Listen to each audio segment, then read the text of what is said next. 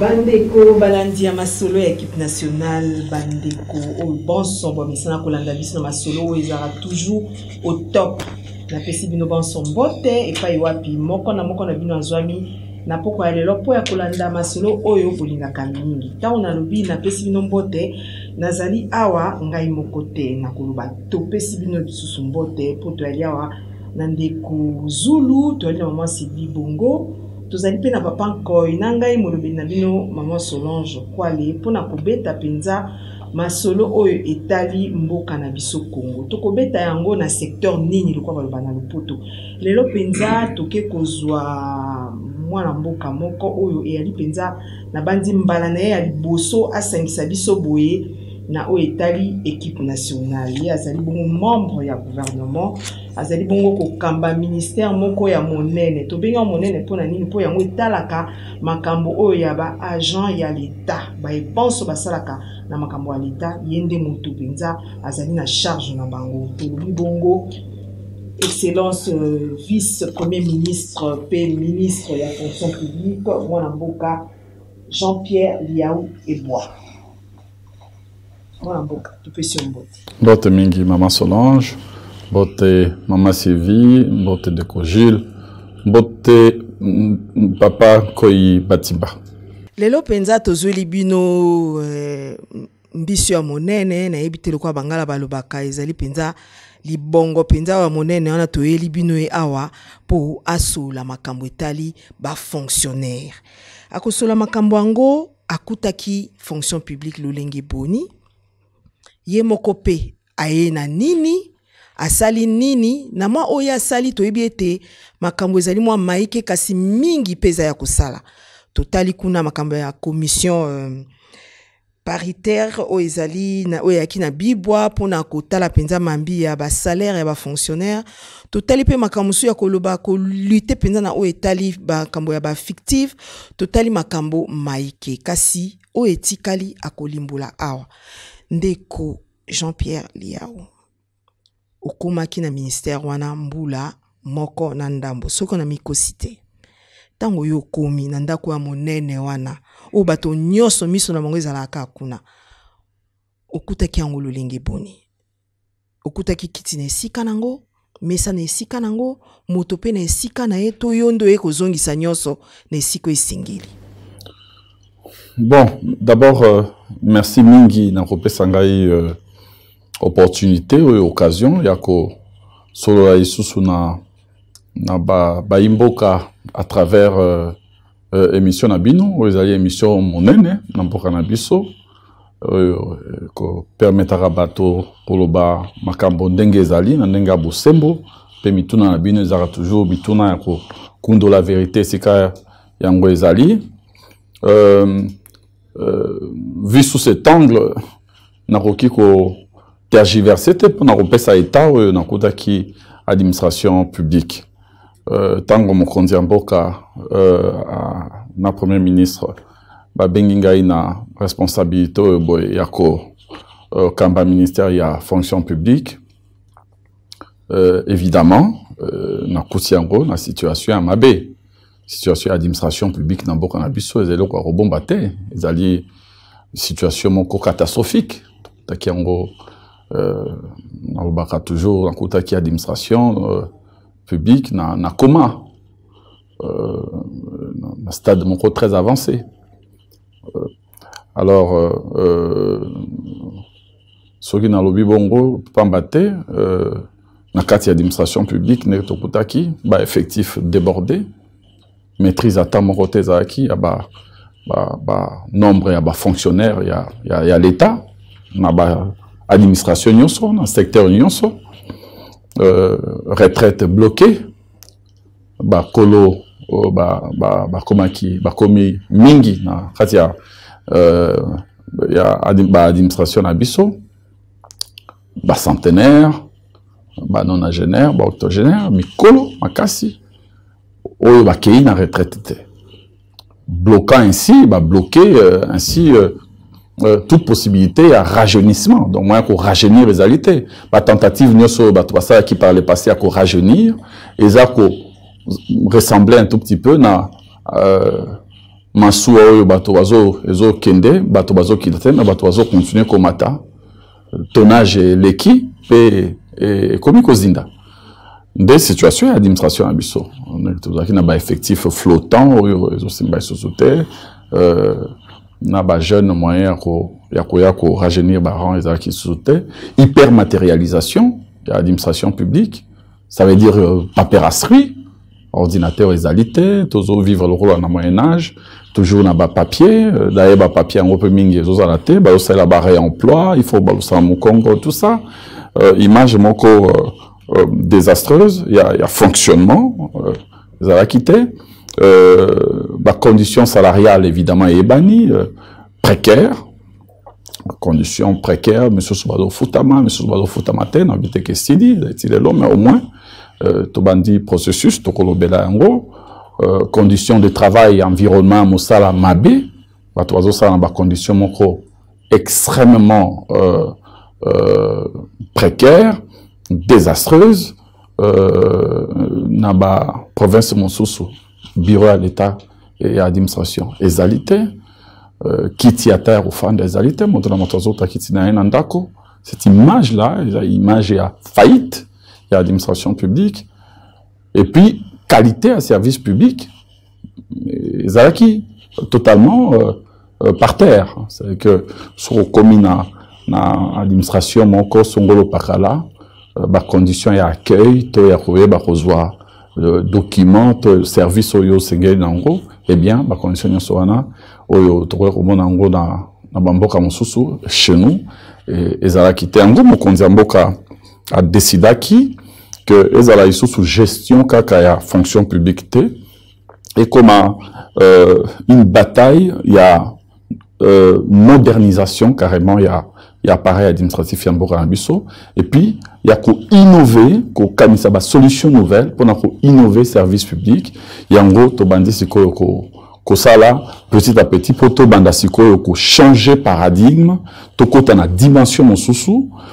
en privilégiant les dialogues na ba fonctionnaires et puis kota sikoyo makambo na tukoloba ba mo ba problème oyo to kotaki to banda ko résoudre yango moko tali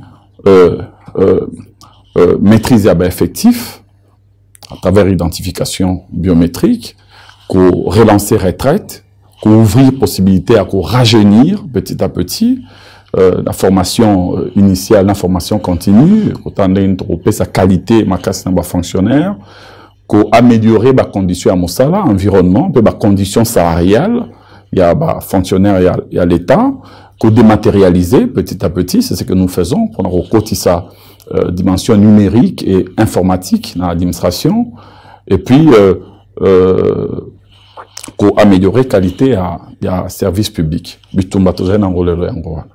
Bitumba no yango wana mwana mboka Jean-Pierre Liaou olobia ate okutaki fonction publique penza yako kufa. Soko moto alobi koma seke moto asa akena ko kende bakomi nde ko luka ba sauver. Toyebi pete réforme na secteur na yo e banda uto kabanda ko lobela makambo wana uto ata ba 2002 na bandi lelo 20 ans tant musu yondo kozala le sauveur. Kasi totika na actualité. Actualité ezali makambo oyo ya commission paritaire ou esalima kikuna na bibwa. Est-ce que lelo tokolobate protocole d'accord ezalaki respecté? Makambo obo sinya kikuna tout ça nyoso tout penza esalemi na alima na ndenge oyo elobamaki. Kolobake nyoso ezalaki respecté, je dirais que non parce que c'est un défi. Notre koyebisayo passif ou ezali lourd. Tant que to sangami na commission paritaire gouvernement na banque syndicale pour na bango ezali ko loba makambo nyoso o ezo tambola to ezana molongo te tambola. Alors on ne peut pas par un coup de baguette magique tout résoudre à la fois parce que si nous voulons redresser notre pays de manière générale, il faut mettre la vérité au centre de tout. Donc tolingi vérité moto il faut zala bosembo. Il faut tout le babo sembo dans na peuple na biso. Surtout le solo ko changer makambo na mboka. Il faut vérité.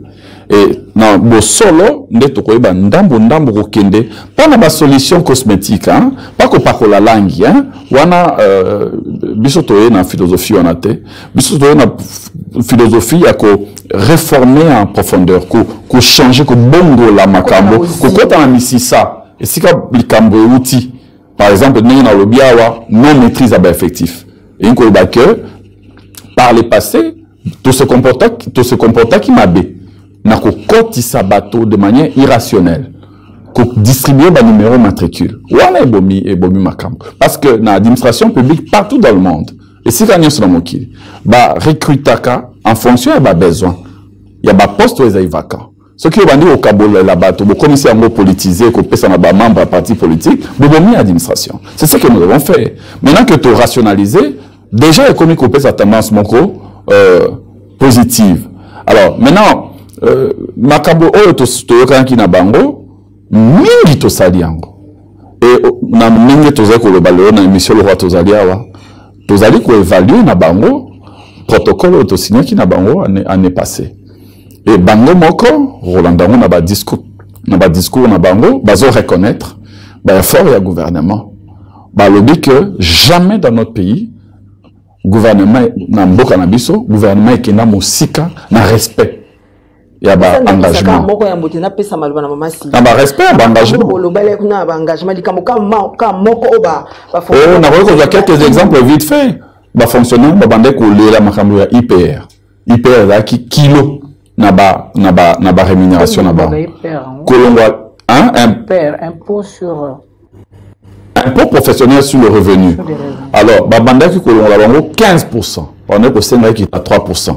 Tendance mosusu na gouvernement qui bâti à 10% ou 7%, mais toké na 3%. Ba beti maboko partout. Ba lobaki makamba ko matia ba salaire de base.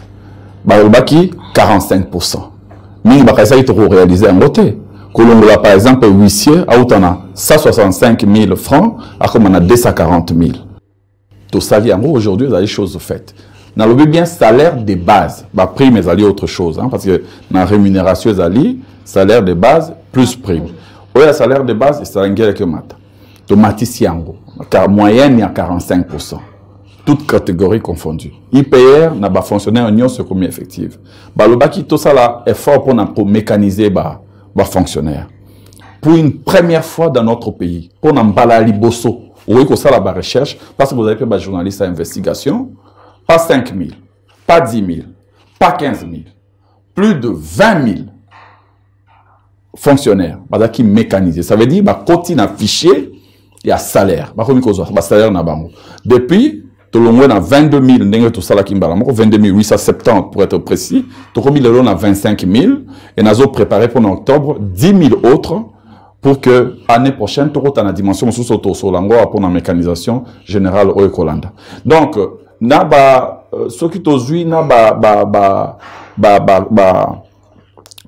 engagement sous mingi sur le plan administratif to sali mingi o ezalaki ezali reconnu le lot par bango moko ba fonctionnaire ba syndicaliste Maman Sylvie Bongo Malobomboka. Mais attention na le but to sali mingi mais to sali conscient que mingi petit nzela o to sali ezali mokuse par rapport oyo etikali ya kosala il faut kozala modeste parce que moni mingi bazo reprocher ngai ah ozo communiquer mingi te na makambo mineno ezo sala ma fonction publique na lotika la modeste parce que pour nangai politique qui a triomphalisme ezaka malamu te il faut qu'on continue comme ça là parce que ce n'est que dans la persévérance que tu peux résoudre des problèmes nyosora.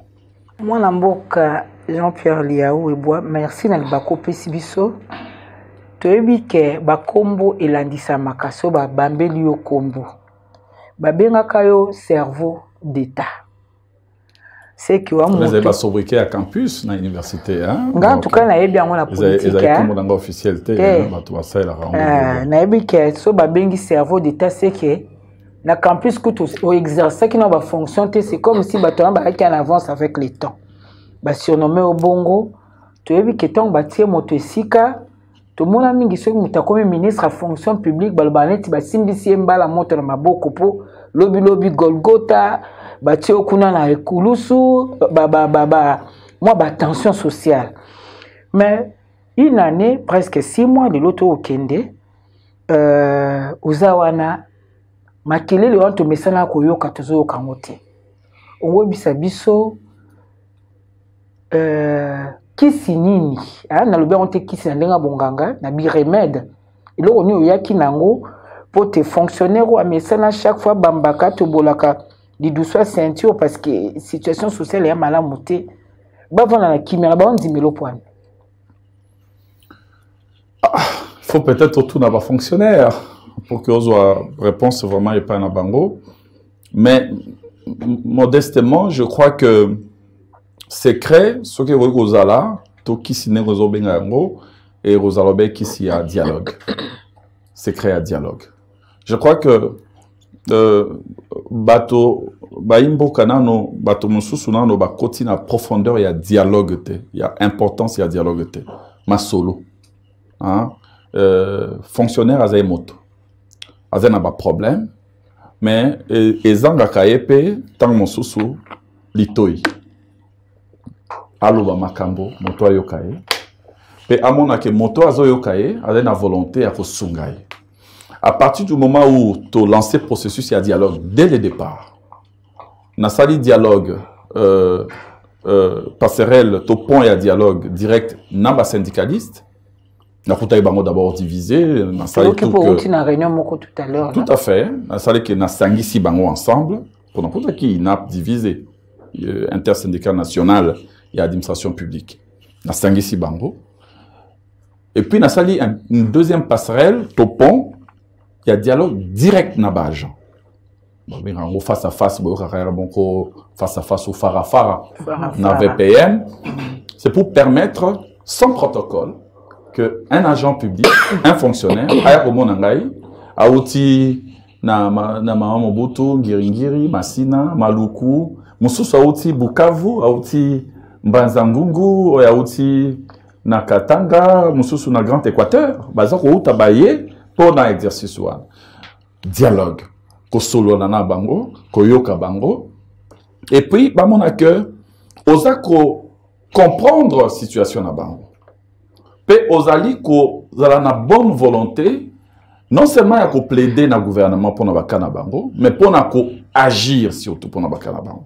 Bazo mona ke toza ko agir favorablement ndenge orientation tozo zoe pas mokonzi mboka. Papa Félix Tshisekedi na coordination experte et à Premier ministre le roi Azo Sangisarabiso de temps en temps pour la makambo et administration publique na baninga oyo bazo accompagner ngai na bitumba wana ministre d'État budget et ministre de la finance eh bien toza ko kende na makambo moke et ezali perçu et monisami na ba fonctionnaire yango moni moi kimia on ezali parce que baza ko espérer o ya yebi que voisin na e ba mécaniser il n'y a pas comme une espérance que va remécaniser.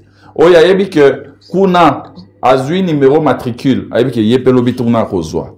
Attaque autour ça avec sévérité, avec méthode, mais il y a que ordre et zokota petit à petit, ndendengoana et zoko faire asseoir confiance entre biso, ngai, si qu'on a un gouvernement, la banque gouvernementale, na ba agent fonctionnaire et à l'État. Et ya nono epesi ngai na autorisation Massolange libakwa kotuna mutuna mibale na o etali SENSAP o ezali bongo caisse nationale ya sécurité et agent public po yango ezali caisse ebatelaka ebundaka pona situation penza ya bato ba fonctionnaire ya mboka otamboli pe ba province omonite chaque province a na réalité nango o etali bongo ba fonctionnaire ya l'état mais kasi boni bisika mususu ou installer SENSAP bisika mususu otiete critère ni nememi yo pona choix ya kotia personne na okatanga mais tout otiki bango boeto critère ni parce que batonyo so ba nango besoin. Oui, absolument. Ya SENSAP pour la présence nango nesika. D'abord SENSAP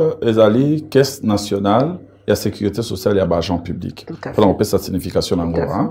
En somme, caisse ya retraite ya ba fonctionnaire. Et yango ejira ba retraité. Hein? Parce qu'il faut makambo à la claire. Alors, ils ont géré les retraités même à distance. C'est-à-dire que Rose Alozan m'a dit, même ceux qui sont que awa situation dans ceux qui va basculer na SENSAP, yo comment na kambalamo compte na yo et comment alimenter mbalamoko avec bancarisation et comment alimenter mbalamoko na pension comment retraité ou comment aux na pension na ya retraite. Chaque mois comment kozwa. on a forcément besoin de faire la démarche dans Sensap, c'est automatique. Mais pour nous rapprocher quand même bateau, bazar na moi pokoso, à cause na moi problème administratif à aucun de poser na Sensap, il y a mon nazo sala politique, c'est qui orientation, il y a pour ça que Sensap est là partout. Et Mokonzi-Mboka a insisté là-dessus. C'est ce que nous sommes en train de faire. Qu'on déploie en gros dans l'espace Nyoso. Et vous avez na bisika yotangite. C'est vrai qu'ils avaient déjà agence Mokonzi déjà na Lubumbashi, mais bah agence Ekofungola na chaque chef-lieu dans un premier temps. Il y a bah province. Bah travaux et c'est bandit dans Bujimai. Bah travaux et bandit na Kisangani. Travaux et Kobanda prochainement dans Bandaka, et kende na Congo central, na Grand Bandundu, et je crois na Kikwitu na Grand Bandundu, et puis na Sankuru, na Lomami, na Kananga, na ba province nyonso ya Grand Katanga, na Olomami, et puis na Kolwezi, na Tanganyika Pelokola. Na Goma, travaux et banda le mois prochain, na Bukavu. Donc, dans chaque ville, agence quand il y a des problèmes, il y a province dans province, des difficultés province dans province que présenter. Oui. Non. De manière totale, parce que le problème, il y a retraite, ils allaient partout. Ils ont se posé partout. Donc, qu'est-ce qu'ils ont géré la retraite? C'est qu'ils allaient partout. Pour des problèmes, il y a des démarches administratives. Mais dans tous les fonctionnaires n'auront pas besoin de la démarche, d'autant plus que situation avec aujourd'hui l'évolution et la technologie est comme automatique. Tu vas basculer dans la monco, le rôle la paye est bancarisé. Sensap a capté kaka numéro ya moto et a versé les bons à pension. Sauf ceux qui moto yé monco, alors que beau changer. Na lingi sur un compte bancaire na ngate le roi na komi retraité bo pesa par exemple na M-Pesa to na Orange Money, j'espère que non ça la publicité te awa et bien na ba mobile money wana et bien ba pèse du numéro na ba komi continuer l'embon bala. Donc ça dépend de lui à tout moment ko sala yango et ba ça li un système ya ko sala que même à distance ko contacter Sensap pour que ba bongola makambo wana ya compte. Donc ezali qu'est-ce moko ezali nouvelle. Ça a été créé en 2015, hein, je le rappelle. Bisotozo redynamisé en gros pour dans ça en sorte que mitindo yo Mokonzi-Mboka apesi ya ko valoriser retraite parce que retraite na mboka na bisotozo qui peut-être rolobela yango ezala ki na mabele retraité ezala ki moto pamba ko kende retraite ezala ki lokola ko kende na liwa et tout yango tozo linga sikoyo to valoriser yango boka ki dernièrement réforme to sala ki ya ko faire basculer 113 000 retraités et rentiers au bazaki na système pour foutre à l'État na maboko un système octroyé dans les français eh bien moto bande ko 8 000 les lois communes à plus de 100 000 ou bande ko 20 000 la commune à 140 000 ou bande ko 12 000 la commune à 130 000 augmentation à plus de 800%.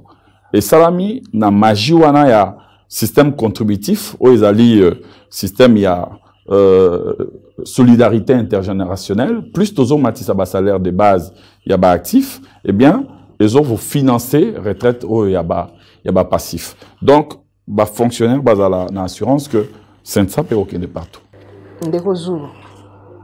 Lobby namboka na biso soko lobby fonctionnaire ezalaki na lokumu. Soko katika na ngambo aucun na braza un fonctionnaire ozo sentir que azana lokumu makasi. Mais ba parents ba koma ko boya moi, c'est que le fonctionnaire. Ah, on se n'importe pas. Fonctionnaire à l'État. Il y a l'État. Zalawana. Est-ce qu'avec Jean-Pierre Liaou Lelo, na tête, il y a ministère et il y a fonction publique, on peut dire que fonctionnaire congolais rozongela le fond na lo lendu naye. Wana ya liboso ya mibale, il y a des secrétaires généraux qui sont devenus presque des chefs coutumiers. De chefs coutumiers. Mon papa moko ça combien na 70 ans à sa secrétaire général na ebi mi balé na bo tanga kombo to ka ipe na couloir à fonction publique il fallait au nommer ba secrétaire général mususu monde li solango Et bien, tu as soutien de vice-premier ministre. Parce qu'il y a des secrétaires généraux qui sont devenus des chefs coutumiers. D'abord, dans mon tour, il y a Liboso, vous avez raison. Tant que le lobby qui fonctionne, le coup, mais le lobby, il y a Moussika vraiment. Parce que le coup, il y a fonctionnaire et là, il m'a belé depuis plusieurs décennies aujourd'hui. Tout ça, pour maintenant 30 ans, 30, 40 ans.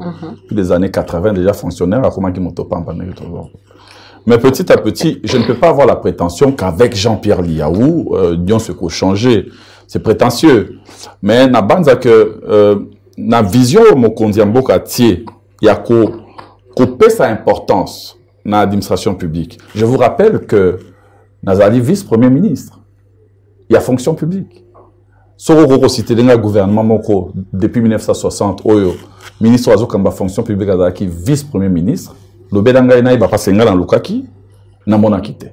C'est dire toute l'importance au Mokondiambo kazo pesana na secteur wana parce que ba pesa ka rang protocolaire mais si ka yozo mona peke loko wana esengeli na moment wana ezala rehausser au plus haut niveau. Donc ça veut dire que volontaire Mokondiambo ezali amatisa l'administration publique parce qu'il y a à comprendre que mboka tant mon côté et ko tambola sans qu'on dispose d'une administration publique forte. Ce qui est administration publique est alité, eh bien, l'État est la faible. L'État Congo est faible, Congo est tambolate. Oui, mais bien sûr que Congo est tambolate. Congo est une image d'administration faible. Administration namabele, eh bien, Congo namabele. Administration, ce qui est télémi, Bozota Latiko, fonctionnaire, comme le agent de développement, agent créateur et à richesse, ou à cotiser sa recette, ou à faire vivre l'État, l'État armati. Le lot, ben, fort Zozala, Zosalama. Magie, ils ont s'opérer, par exemple, sur le plan, il y a budgétaire. Tout le monde a budget Zomata. C'est parce que ça va venir, ça va venir, ça va venir. Parce que ce n'est pas automatique. Et ça, automatique, parce que moi, c'est vrai que photo ekola malam papa ko ibati me fa pesa biso cours photo to manyola malam na lingala automaticité za la raté ah bozumbo kuna bokabola zobe bozubo to panza te il faut que yeba que ba fondamentaux et sengeli za la créer avant que suko richesse bano mais là on a mandé ko ba mutuya eza que sengeli fonctionnaire à la charge te fonctionnaire à la créateur tant la zo créer eh bien ce sont ces efforts croisés ba makasio tozo sala wana ndezo sala que na ba réforme oyo ministre ya finance Nicolas Kazadi azako sala na ba effort oyo ministre d'état ya budget azo sala na ba effort oyo ba ministre sectoriel ba sala na ba côté na bango surtout baza pouvoirs ya ba recette eh bien na centre ya Masolo il y a les fonctionnaires. Et ces fonctionnaires-là, il faut aïba na kozalani. Alors, nous agissons pour nous placer fonctionnaires dans des conditions psychologiques et malam.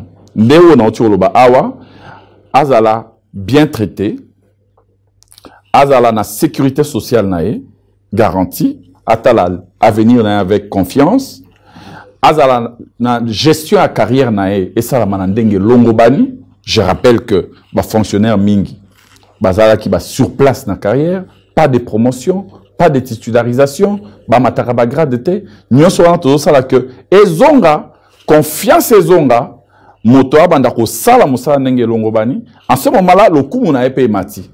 Mais nazo mona plus en plus ba trop to ba komi koloba, il en fait un peu trop. Tant on signé moi convention pour un dispositif particulier à prise en charge à bas soins pour na ba fonctionnaire na ki ba to mususu ba komi ko utiliser quelques associations ou mouvements, il y a des jeunes, pour dire qu'attention, procédure, et tant qu'on m'a mis comme là, non, azo ça un peu mini pour fonctionner, bah congolais mais sous peu bazali. Attends. Olandi sama qui vraiment na procédure ndenge à la raté. Non non, procédure. Olande obisoto yo kaki. Non non. Binde koliaou azo sala na mais alandi makamu ba respect ya ba octroi. Ce n'est pas tout à fait ça. Sur otali na sima. Respecta qui entende otoyo kaki ta so yo kolembola. Oui mais sur otali na sima, policier que na sima, hein, et le remususu motezali. Parce que procédure pour ça là on baron na réseaux société au kinenet na DGSMP makambo bandi bolanda ki yango na ba média depuis juillet 2021 processus est bandi. Bongo signature et ça une année après. Yo ko ba procédure là na bongo une année wana zakiani. Procédure sur procédure. Association citoyenne. Oui, mais baza informé, je comprends, c'est pas un problème. Na ko senga na association. Oyo balingo sala ba jeune, balingo sala ba association wana, ba yeba kana ko sala ba vérification avant de affirmer parce que ba structure est connue, ba DGSMP, tout ça, toutes les procédures qui tout à fait respectées, il y a un signé et encore que prise en charge spécifique il y a ba fonctionnaires, ils allaient dictés par la loi. Loi mibe comme lobby que c'est vrai que notre mokondiambo lobby par exemple couverture santé universelle pour la Congolais union. Vous avez projet mon nene oyo mokondiambo kaché au gouvernement vous avez qu'on travaille pour et réussir.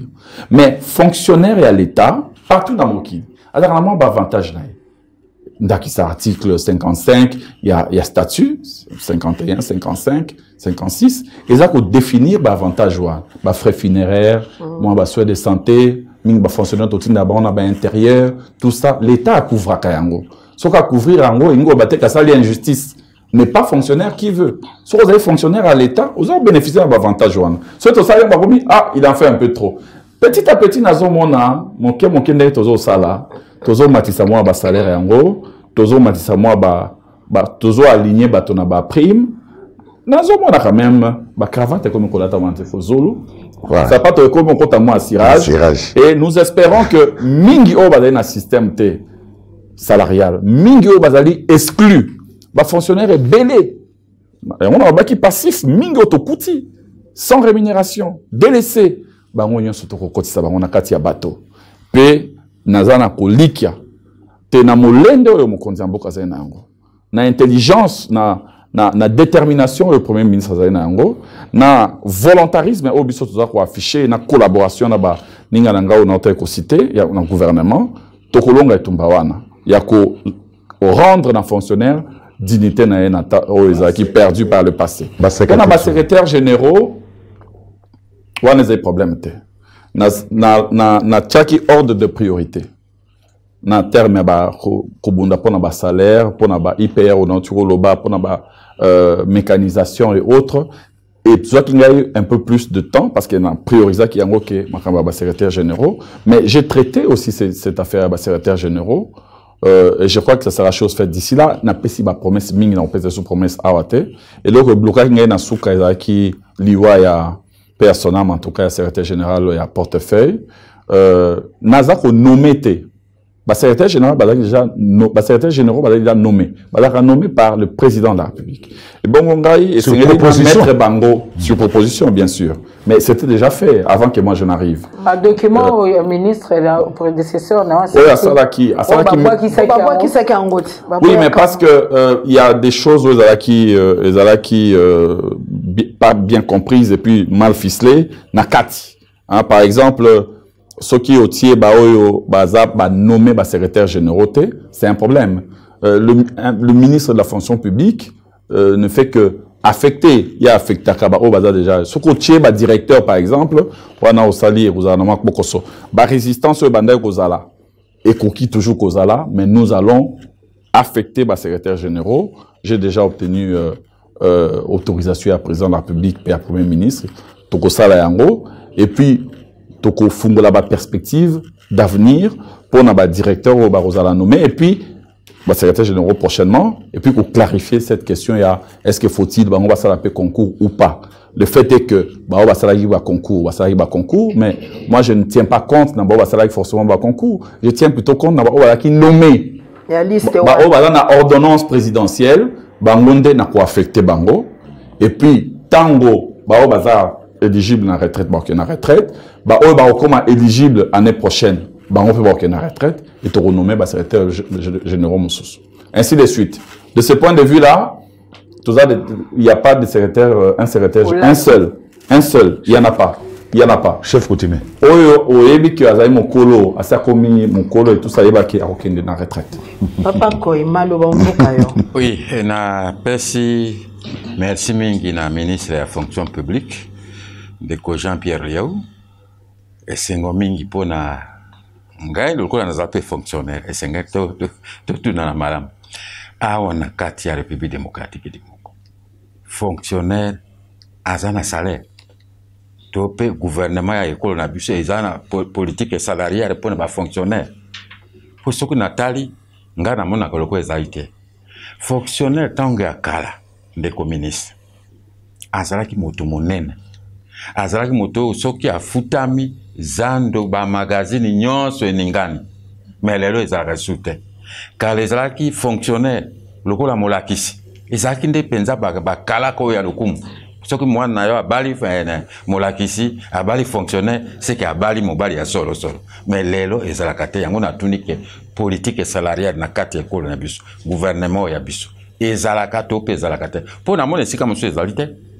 ba location familiale ezalaka isu emona na kaisu te na ba entreprise mosusu makambo te lokola ya 13e mois ezalaka isu te tozali kokende wapi 62 ans d'indépendance des communistes. Papa Koyi, vous avez tout à fait raison. Vous avez raison, tant que parce que vous emboîtez les parents de Kozulu, tant que Kalamena, tout dans mais Kalawan ozo remonter jusqu'à quel moment. Mais c'est pas important. Vous avez natin ezali que vous êtes conscient du fait que effectivement, tous indi dans le bas qui angwa, to kuti vraiment makambo komi na mabele. Si quoi vous savez que détruire c'est facile, que construire système yasika ezwaka tango mingi pour que to zonge yasiko tango nomozolo wana kala wana na ebike na ndenge ya bosolo et que biso tango mais le plus important ezali ko banda yango to bandi processus to bandi moi je suis convaincu que nazana kolikia en tout cas que ekomema biso vers le bon port et que toko rendre na ba fonctionnaire dignité na bango pouvoir d'achat na bango pouvoir d'achat mbongo zozo est-ce que alors politique salariale o tozana ngo lelo parce que ezangite ezali mais ezali politique salariale moko injuste o ezali porteuse il y a beaucoup de disparités beaucoup d'inégalités et politique salariale wana sengeli ezala réformer na senga kiango olobaki yango solennellement dans le Conseil des ministres, puis na senga qui autorisation ya chef de l'État, puis à Premier ministre, pour que ba autoriser ngai na piloter réforme wana ya pour changer politique salariale, puis bandimaki. Tous allez siko ko étudier, je crois que tous a 70% un processus, il y a kotonga politique salariale autolingi que ezala beaucoup plus juste parce que le rozo loba. C'est vrai. Na ba administration mon sous rokuta. Il y a des fonctionnaires au bazar au futama. On dirait mon toisé na mboka bapaya. Ah ouais, na prime na salaire de base il y a 240 000 francs, prime mon sous 1 500 000, deuxième prime à 1 million, moi peu mon sous moi 700 000 à 5 signos. Mais au coup mon sous kaka na même système, des fois na même administration, zéro prime, zéro salaire. Et si quand nazo ala d'accord té na politique au tokuti na place yango wana. Yango il faut ko changer yango. Yango nazo ko beta sete na ko ba que toza ko bunda pour que politique salariale à Sikeya et tout ça là non plus une mécanisation progressive naza ko bunda pour obtenir principe il y a mécanisation générale pour que bato moto nyoso akota na fichier à salaire ba fonctionnaire nyoso pe tout ça la rationalisation ya ba prime pour dans meka ko réduire ba écart aux ko exister entre ba administration d'abord entre ba agent na kati administration entre ba administration bango na bango muso wokara alingi budget kuna likolo boya sport ba ki para bango te développement rural ba tiki bango bazu oya environnement ba disparité on il faut ko meka ko réduire yango le plus possible et puis disparité, enfin, entre Kinshasa et la province. Dans une même administration, parfois, on a moteur mieux traité que na Kinshasa. Kinshasa, c'est Congo. Donc, tu dois agir maintenant pour que ça. Mais processus est en cours et nous espérons vivement que d'ici là, tu vas avancer pour que petit à petit, cette nouvelle politique salariale et permettre de tozongisa ba fonctionnaire na dignité na héros ya perdaki yango pe pouvoir d'achat na ye pour que tango azui di futa aye bandenge nini na ko bouger na on ko relativiser mo ke po na obake bon le na bancarisation peut-être technique les sauté que ceux qui massent en bon va foutre mis nyonso so par na marché montaza na ni na banque pour que ceux qui salaire na eleki azwa ndamo ça n'aura peut-être pas le même effet mais tolingi quand même que fonctionnaire a zongela pouvoir d'achat yango ba effort toza ça pour na robana romatisa bango ndambo pe ko rationaliser pour que moto nyonso a kotisa na za ko annoncer awa peut-être ko profiter na micro na bino pour na roba que na mikolo ezako ya après ma solo nazo solo la ba négociation na ba syndicaliste na ko annoncer mécanisation générale na 2023 pour ça là que motonio soit dans un salaire de base surtout azala nangwa kota na kati ya fichier salaire na rosala en sorte que na gelé nano kaya batoyo bazali déjà na salaire parce que alors toujours ça toujours continuer comme matisser là bas bazana ngo déjà alors que dans le même système bato bazana zéro bazali conséquence au bazana zéro bazotika na zéro au bazana nguma ndambo bazo matanda ndambo. Alors, toujours créer administration à double vitesse. Ce que moi je veux, na lingi moto nyonso à kota na katia masua. Wanezali ba orientation na zui na lobiango clairement na mokondi mboka. A lingi sous système wanezalate ya bato bazali ba non payé système boyokaka. Bato nyonso ba kota, na ko geler ba augmentation, na ko sala en sorte que bato a aucune retraite 10 000 personnes mbula oyo. P 30 000 nambola sima ba on se va à remplacer à mon côté peut-être une personne sur deux et ndambuana to mera osala en sorte que ba condition ya ba fonctionnaire ezala améliorer to bunda. Alors excellence les kamosusu bato ndakisa ba kufa kala hein bazwaki indemnité de sortie na bangote na ba retraite ba kendaki osala bon. Bah bakufa. Oui. Bazwaki ba indemnité de sortie. Écoutez, c'est vrai que bakufa et là liboso toza ko sala batika ba famille. Eza ko kotisa ba famille na bango ba droit. Et là to sala yango wana. Ko fungola ba droit de veuvage, ko fungola ba rente pour orphelin pour na ba bazana critères. Parce que pour la petite histoire, nazo sala face de plus en plus depuis to sali réforme et basculement na Sensap. Na bateau bazoya koya ko sala ba réclamation pour na ba rente alors que bazana AGC le cas. Kaya Suka eza tata moko ya 63 ans oya ki na bureau nanga ko réclamer ba droit ya rente oya zwaka depuis 37 ans. Vous vous rendez compte depuis 37 ans azora droit mais rente papa a 68 ans pas orphelin. Bon. Papa a 63 ans orphelin. Papa a 68 ans même il y a 70 ans. Misusu bazali 72 ans dernièrement na Kananga, papa moko orphelin. Ouais, a sali carrière mais non, parce que depuis 1970, papa na kufa azwa mbongo. Donc il faut que babilo qu'on a te ba ki administration za na ba règle. C'est vrai que ba règle on cause la moins dur mais ça ba règle. Âge ya pour aux orphelins ça juste dans 18 ans. Plus 5 ans, plus 7 ans, ceux qui ont autant la classe. Ce qui fait que âge ya souka vraiment ezali 25 ans. Ceux qui ont 18 ans, à la qui attestation de scolarité, qui ont droit à âge à 25 ans, droit et s'éteindre. Veuvage, veuve, à vie, à condition que, à balaté. Ce qui s'est remarié, droit et s'éteindre. Moi, la mboka liya ou ya solo zali VPM a autonomie politique te mettre dissocié en côté. Autre betel solo disparité. Le lombo keningani. Il solo $21,000 ou ba député bazwaka.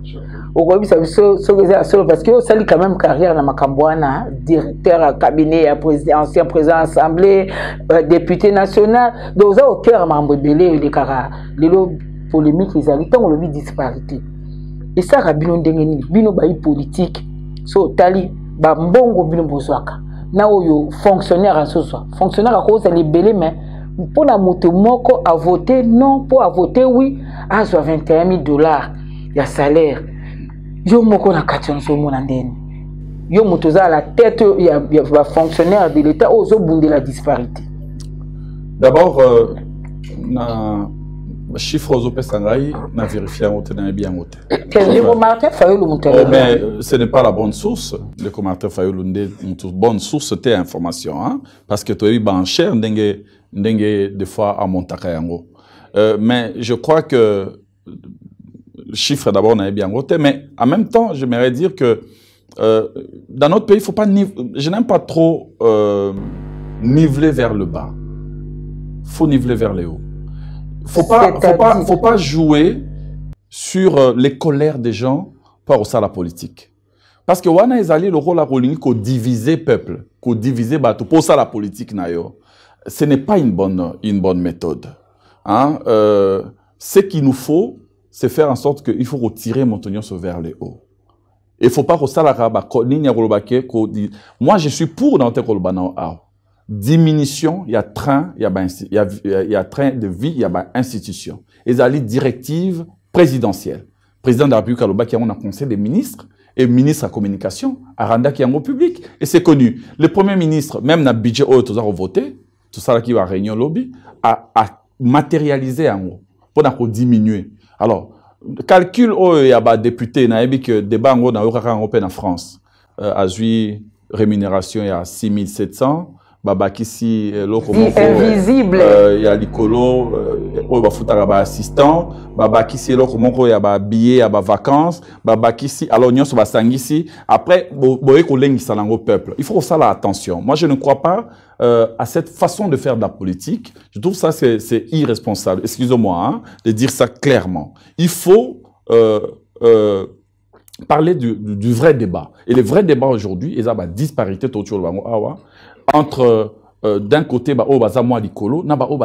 soit n'a rien, soit n'a semakasi. Il faut qu'on matisse ça dans l'icolo. Il ne faut pas vouloir rabattre tout le monde. Tu peux prendre Bongo, il y a que tu supprimer l'Assemblée, tu supprimer le Sénat. Tu as bon, on a tout caboué là-bas. On a $5, $5. Ce n'est pas ça le vrai débat. Le vrai débat, c'est créer des richesses dans ce pays. Il faut se poser la question de savoir pour nani nimbo canabiso avec potentialité économique au avec potentialité ressources au avec richesse yamabele au mai. Pourquoi tu es incapable de faire un budget ou de en sorte qu'un huissier a soit $1000 ou $2000? Pourquoi le coup n'a pas comme ce n'est pas impossible. Et nous, les responsables politiques, il faut tout travailler pour changer de paradigme. Pas pour diviser les Congolais. Pas pour dire ce n'est pas ça. Ce n'est pas ça être responsable politique. Être responsable politique, c'est parler de vrais débats. Et le vrai débat, ce n'est pas moi je veux être président, moi je veux être ministre. Le vrai débat, c'est mettre les idées sur la table. Que faut-il pour créer de la richesse? Dans le lobby, clairement, parce que bon, le poteau limbi sangaï, mais débat est solo, bitumba est solo, nambo canabiso, et ça dit qu'on crée la richesse. Et ça dit que ça, la temboka est tellement. Qui t'a tombouama, ma belle. On a un faux problème. Ce n'est pas un faux problème. On a un faux problème. On a un épiphénomène, une conséquence, il y a une politique, il y a une il y a Oyo, tout ça là depuis 1960. C'est ça la réalité. Il faut changer de paradigme. Il faut créer richesse. Tout ça, la politique, le rôle de papa Batimba lobby. Politique salariale plus juste. Et là, on a un lobby pour un régime parlementaire. Au lobby qui a qui dire cab, na parlement, na yebi que d'abord na lobby na eu la réserve sur chiffres parce qu'il y a un chiffre on a. Na yebi que suppléant kuna. Voilà, na yebi chiffre bon, suppléant les députés, il s'assume en tant que tel. Il s'assume. Mais maintenant sur le plan des chiffres, na yebi que mingi basala raba étalement ya ba charge parce que ba élu comme partout dans le monde, basali à part salaire na bango, basala c'est vrai na une petite prime. Ils ont une prime de fonction. Et puis après, il y a des billets, des frais liés à des vacances parlementaires. Donc, ils ont mérité Oh, mais mérité quel chiffre d'abord? J'hésite sur le. Je mets des réserves sur le chiffre. Mais dans le lobby qu'il ne faut pas comparer ce qui n'est pas à comparer. Donc, il ne faut pas revenir à chaque fois que le bataille député a Zouaraboé, Bino Bozouarelo côté. Et donc, Mboka. Il faut dire qu'il faut qu'on réduise le train, il y a vie, il y a institution, c'est ce que le président de la République Kalobaki. Après, si qu'on compare le salaire entre députés, na huissier. Non. Et aux toujours différents, comme les dans Bambo Kanyoso. Mais ce qu'il nous faut, c'est que la papa Batiba Lobaki, na politique salariale juste, paix équitable. Aux ali porteurs, il y a moins d'inégalités. Et moi, je suis tout à fait d'accord. Parce que ce qui est ali bongo, et c'est une kota la tiko, mais na kati administration, en a parlementaire, Oyazwakaboni, Penamboka, et Zalindengenini. Comment on va réajuster Motoyon ce qu'on niveler vers les hauts? C'est ça le plus important. Et non pas jouer sur ma considération, Anna. Je trouve cette attitude assez irresponsable. Moi, Mboka Jean-Pierre Léa, au côté, le bac à Makamba, il y a retraite, il y a le coup, la caca, on a moins d'août 4 000 bakokende, puis on a 6 000. Le coup, est salamité mois d'août et 6 000. On l'a quitté au salam na Sanza. Pour la retraite. Pour la retraite. On l'a quitté 4 000 déjà na Sanza, oyo, et 6 000, de bakokende. Est-ce que tant qu'il peut monter, on a bon, bakei pe bongo? 4 000. Bazo kende mbula Sanza oya fin d'août. Si on a lobby bazo kende, ça veut dire que oui, ou t'es il y a un lobby qui est bakei, ça veut dire que ba acte est allé signer, processus est payé et bandi. Ba ozabambo on a bango na ba banque 4 000. To bandi sur le processus il y a 6 000. Ba on va kende na octobre. Donc au fait, avant fin de l'année, tozo kende ça 10 000. Et puis après, l'année prochaine, Mboka Mobimba, d'abord équilibre na sali entre administration, puis équilibre entre provinces, entre territoires. Chaque territoire a se retrouvé dans mon quotidien. Et puis je souligne, Maman Solange, que tous autres titres de rare en retraite étaient dans Ndengwana, qu'on signe ba acte dans Ndengakala, Nazar au géré quand il y a 370 personnes, il y a ba régie. Depuis 2017, pardon, soit qui ba acte na bango ya retraite, mais soit bon na bango ya indemnité de fin de carrière. Je crois que papa Koibati m'a ébi Kamboana. Oui, elle est fonctionnaire. Elle est fonctionnaire. Et le long de tout ça là que to fout à bango et bazo kende, bango nyos ba. Ce que j'ai fait Maman Solange, c'est que j'ai agi pour consolider ba biloko wana. To kuta qui arrêté pour aucune retraite, $2 000 par agent. Toutes catégories confondues. Le lot, automaticien, on a 10 000. Au titre, il y a frais de rapatriement, 10 000, 8 000, 7 000, 6 000 yasuka, selon les catégories. Souka bongote, plus salaire de base, fois 12. Aux humains enveloppe nayo, au pays na retraite, mais le mois prochain, on a basculé automatiquement na Sensap, à Romiko Futayo. La retraite au automatique, on a augmentation. Donc, beaucoup de gens il faut rationaliser. Il faut gérer mal.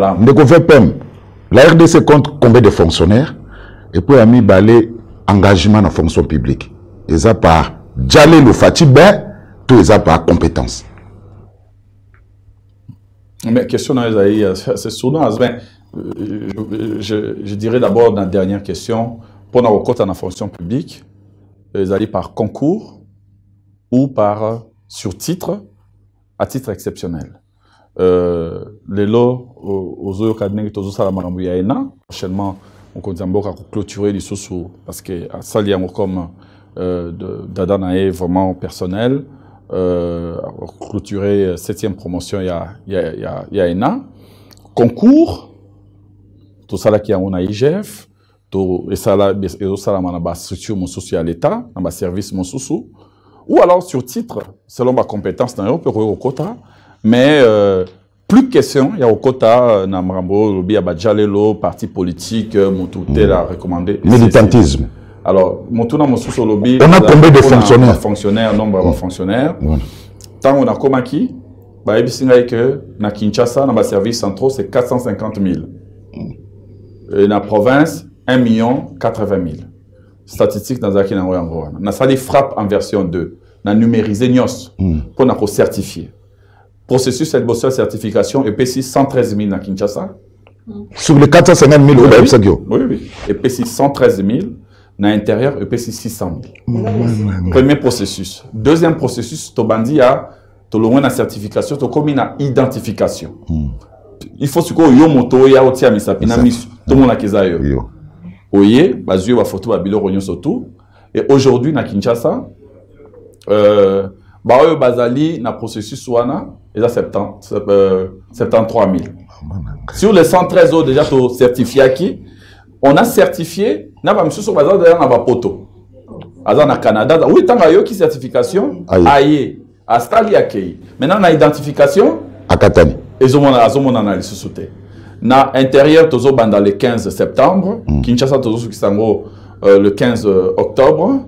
Et tout de suite, au 50 administrations à niveau central, et Tikali 9 plus 15, donc 24 administrations, 9 est en cours, 15 bases est là, et puis ça sera sans préjudice, na descente dans la province, et na fin de l'année, nous avons alors totalement nombre de fonctionnaires, mais la prétention, on a moins d'engue kiti, hein, digitalisation, d'engue kiti si nombre wana nyoso, et je crois que ça permet de maîtriser effectif dans l'administration publique. Tout le Béamasola est fictif parce que Betty Dissola, on paraît que chaque année, presque 140 millions de dollars, hein, et qu'il y a un pour en foot à bateau, ne méritait même pas.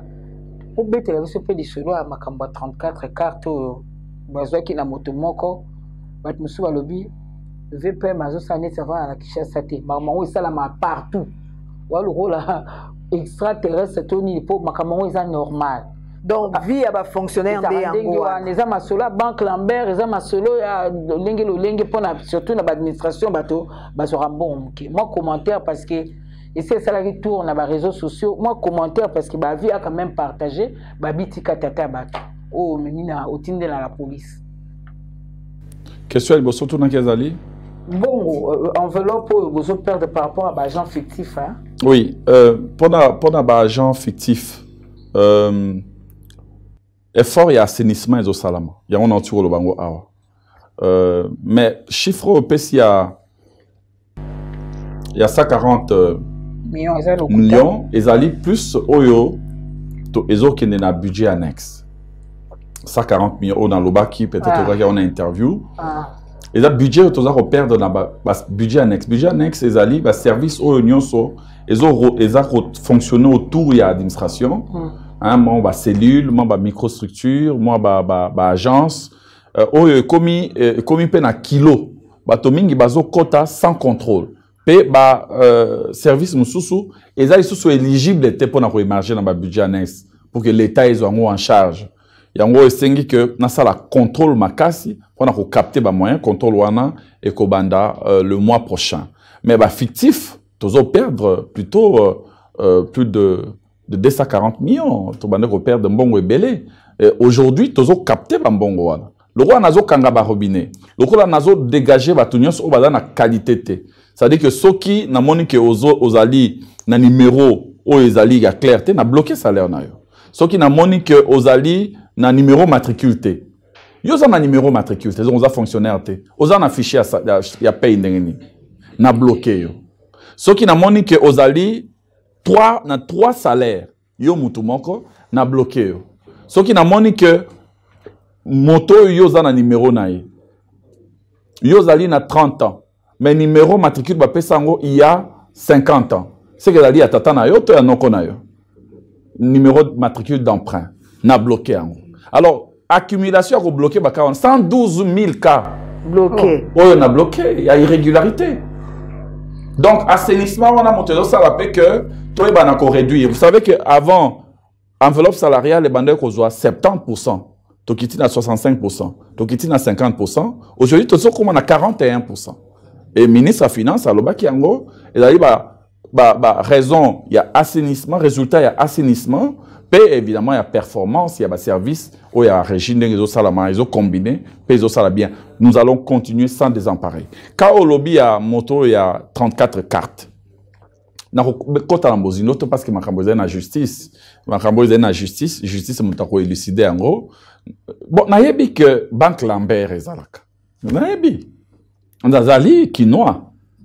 Na yebi que Banque Lambert est zalaka. Donc abato lo ba poto oui, nazali na sali ba quelques années na poto c'est vrai, mais nazali d'abord kinoa. Banque Lambert est zali na mboka na mission depuis longtemps. Mais Banque Lambert est zali moto a déficit mbongo na suka sanza opesi na moi ndenge boyokanaki.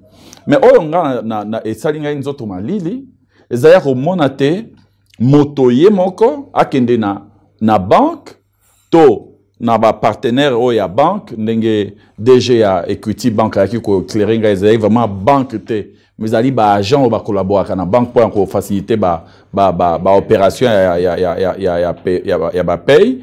Eh bien où il y a devant guichet wana autant dit 34 cartes, il y a bateaux différents sans procuration.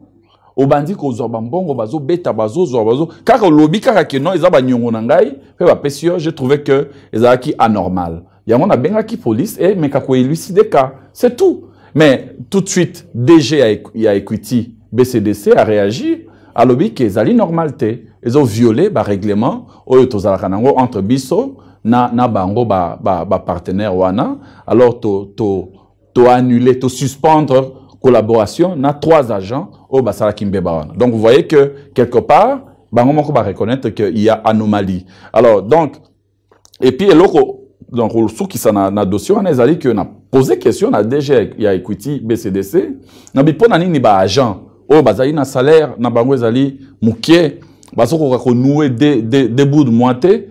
Et bazo ala obligé ba que recourir na banque Lambert, c'est que bino banque bozo pesa bango ba créditer. Parce que tout ça qui to sala ki bancarisation. Et ça pour na permettre montaza na compte naie, aki na banque, aki ko zo avance, abi VPM et loko wana ezali, soko pesi biso ba instruction to ko renforcer en haut. To commission oti na 75%. Le lot c'est que agent nyon soyé ba que so na salaire on a aki na banque to ko consolider on a ba banque nyoso pour que moto a na facilité ya que no benda moi et loco so na moi na maladie moi problème a bendi moi avance na salaire na ye na pourcentage moko dérisoire tango wa refuta e zipi yango mais non pas aucun de ko s'exposer na bato baza ko exploiter ba on na lolenge wana. Excellence pour nanga na ko succès moi mituna mimbaleo ya liboso ba bibembe na ba mamaye mokone tonda na ba fonctionnaire soka kufi ko kundeza ka toujours matata ya mibale transport ba fonctionnaire tele lo ekenda wapi liboso ya fonction publique tamona ka isu yango te koma na ba taxi bisi ya bato faux tête au lobby boni. Oui, question na ezana motuna papa koy ya solo vous avez vraiment fonctionnaire ya solo. Tozako to engagé makambo ya transport ya ba fonctionnaire tozako ça la commande pour na ba bus de fonctionnaires na été au courant mais en tout cas to budgétiser en gros déjà na budget ya mbula en 2022 to ko acquérir malheureusement salami na moi souka moi quelques bus ils ont mingité mais vous a déjà un lot ko banda ko soulager et puis en 2023 surtout moi charroi ko comme un peu important pour permettre à ma fonctionnaire ba na ba facilité ya mobilité donc il y a transport bibembe vous avez pas raison na lobaki angwa autant na lobi makambo ya dispositif autozoa qui a soins de santé hein convention elikia oboyokaki justement c'était pas pour couper sa contrat dans l'hôpital moko pakala pour na ba ki on est ba sélectionner hôpital moko a sélectionné té convention ana ezali na objectif mibale objectif à liboso ezali que l'état a sunga ba fonctionnaire na soins de santé ba liste ba maladie ezali na sima ya convention pe convention en gros oyo ko faire intervenir un partenaire extérieur et kozala na ba hôpitaux généraux nyonso de référence na ba ki ba hôpitaux à l'état oyo ba banda ko bénéficier na ba matériel et na ba appui en médicaments pour na ko yamba ba fonctionnaire dispositif mo kozala ko identifier ba fonctionnaire oye carte biométrique otozo pesa bango wana soko tieboye e bimisi photo na yo na famille na libota pour kozwa ba soins oyo ba liste na ngo ezali na ba opération na kubota mabota ya ba mama tout ça gratuitement pour na ba fonctionnaire ezali mibeko ezali loi invention na ngaite. Deuxièmement ezali frais funéraires on appelle mibeko article 56 il y a loi portant statut ya ba fonctionnaire ozosenga que l'état akunda mosali na ye. Alors, yangope, ce qui te bandit yango d'ici un mois, yango mte osala que désormais, ceux qui fonctionnaient à Koufi, a sous cotisation te. Moi 1000, moi 1200, moi 2000, oyo bakope ça selon le cas pour que akundama avec dignité, tout aussi s'appelle Kamboa. Pongo parti politique au salataire, excellence. Oko créer parti noté. Bon, na ebike na cha moi biscuit. Na ebike na 2023 o cha so baya na bumba na parti ni. Ebi. On connaît les joueurs et son jeu. Alors, on a dit na parti politique. Écoutez, wana ekoya. je crois que responsabilité mokonzi mboka pesingai ezali responsabilité moko monene, surtout que tali makambo ya administration publique. C'est le plus important, c'est ce qui me préoccupe pour le moment. Vous savez, ceux qui motonyo se sengeli sera loin na parti parce que la politique n'est pas le dynamique. C'est pas faux. Mais ceux qui motonyo se sengeli sera loin na parti oyo parce que bazo azali susu na harmonité, na ndenge ya vision, na ndenge ya projet. Il faut créer parti politique. Toko comme on a 1 million de partis politiques dans beaucoup. Ce qu'il faut qu'on soit créé parti politique. Pas du tout. Je crois que Mboka Nabiso, sincèrement, pour le Banandenga Bosolo, sincèrement, ba parti eleki. Et pas Nabiso ba parti bayi, hein, eleki mingi. Et c'est que tout ça la politique n'andenga ba conviction. Parti politique ils a la boutique était. Hein, liaou lokola moi ba association de salama ba dynamique par-ci par-là, ça la partie na yo. Non. Ce qui n'a dit na monique na lingi na continuer moussa dans la politique, na rekota la offre sur le marché, quel est les partis politiques où ils allaient proches dans ma conviction d'angai et puis na adhérer na parti wana. Faut pas toujours continuer dans la parti. Maman Sylvie na répondre clairement. Ministre, vice-premier ministre, ministre de la fonction publique, ce qui est important pour Nangaï, c'est accomplir mission au Mokonzambo. C'est pour le moment.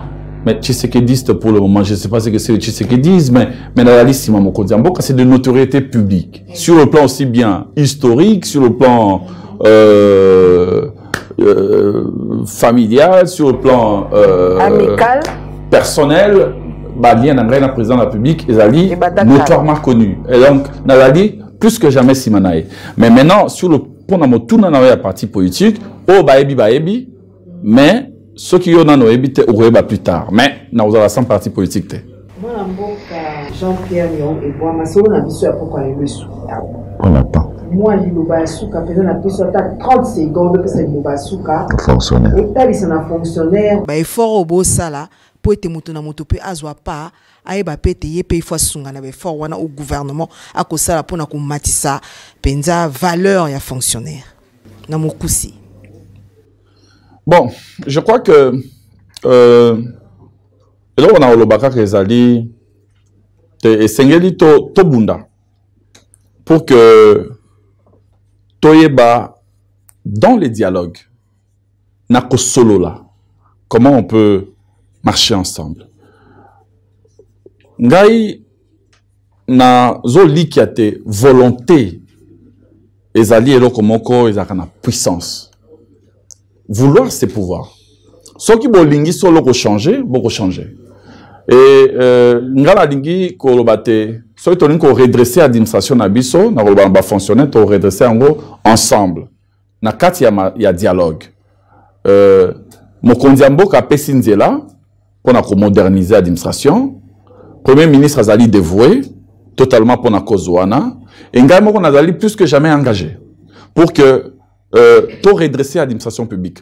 Objectif, ils ont que fonctionnaire Azala n'a pas condition malamu, Azala n'a pas salaire malamu, Azala n'a environnement ya musala malamu. Non, objectif Azali congolais.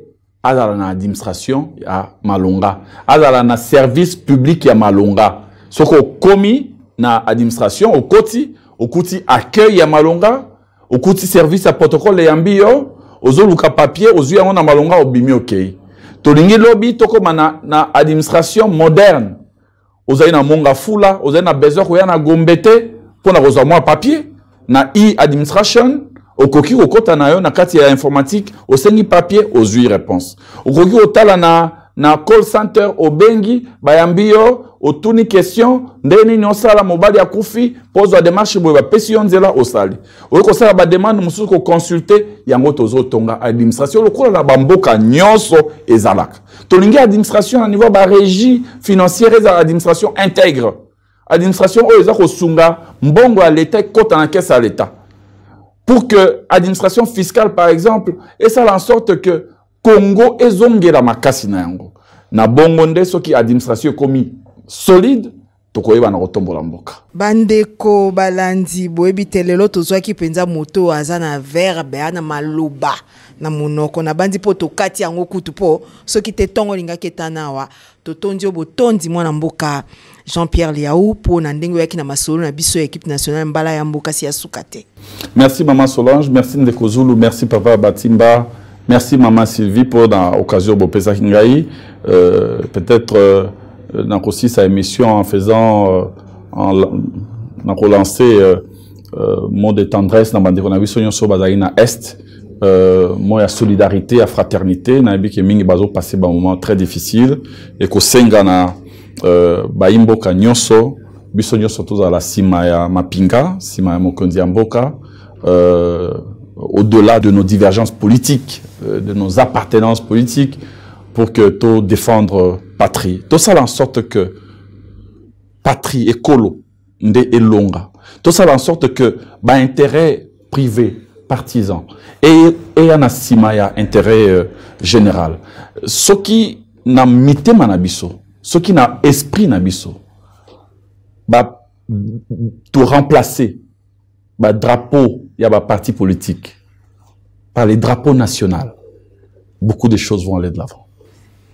Bandeko masolo na biso esuki awa soki bo sepeli na ngo bo pesa matondi na équipe nationale kasi bo pesa pe matondi na mwana mboka ndeko na biso Crispin Chibasu o penza sunga kete lelo penza excellence vice premier ministre Liaou aya lelo na masolo na biso botika na kimia boboto pe boko baka na kolanda équipe nationale.